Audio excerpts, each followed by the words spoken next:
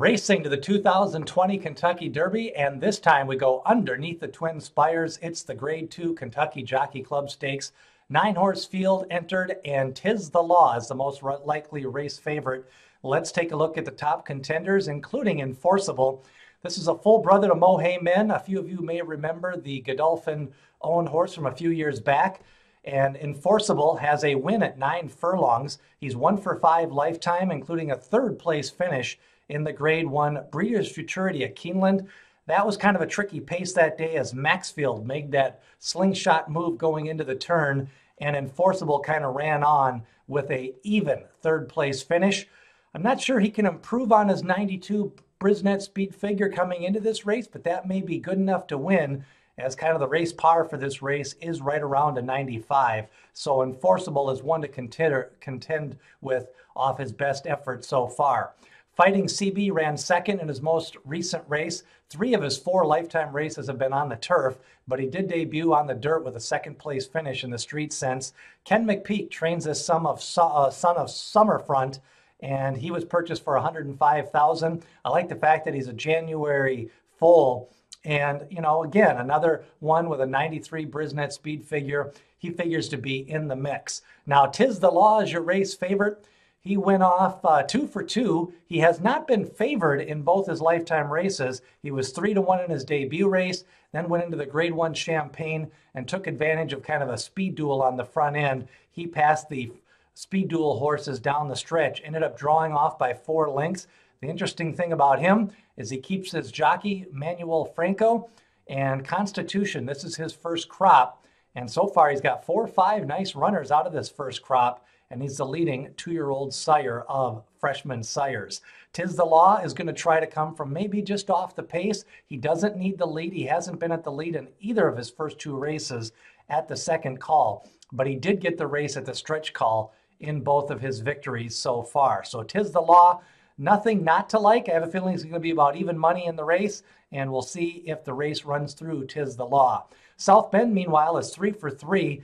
He does have a win at Churchill Downs in the Street Sense Stakes race. He also ran in the spring on the September meet at Churchill Downs. So 3 wins, 3 starts, and he's got a nice little pedigree, kind of tilted towards speed, but on the female side, he does got some stamina influences like AP Indy, and that kind of is disseminated through a son of his, Old Trieste.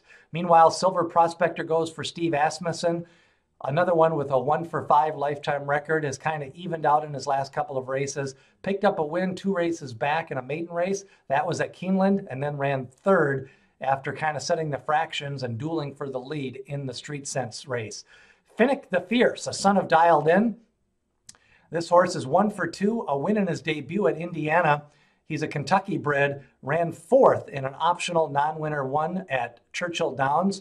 That was in a 9-horse field. I like his running style, and I think he could be part of the mix here late in this race. New Eagle is another contender. He's 1 for 3 lifetime. His win was at Indiana Downs on the turf. He's ran 2 of his 3 races on the turf. His debut race was an even effort at 7 furlongs at Ellis Park.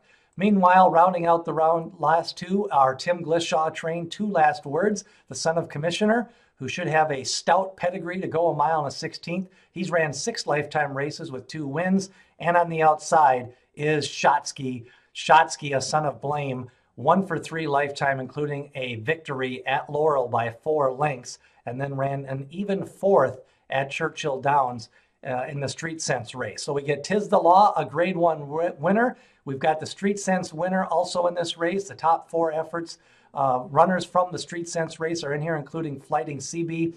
I'm going to go with Tiz the Law, and I'm going to take him with a straight exacta over Shotsky. You might also want to consider New Eagle on the bottom half of that exacta with Tiz the Law. Do want to see what South Bend does as he raises up just a little bit in class with that 3 for 3 lifetime effort. Remember, hit subscribe as we lead you to all the racing videos up to the 2020 Kentucky Derby. We've also got a preview, 2-part preview of the Kentucky Derby Future Wager, Part 1 and Part 2. You can watch those videos, and a preview of the Clark Stakes race Friday from Churchill Downs. Who do you like in the Kentucky Jockey Club? Leave a comment below and hit subscribe as we race you up to the 2020 Kentucky Derby.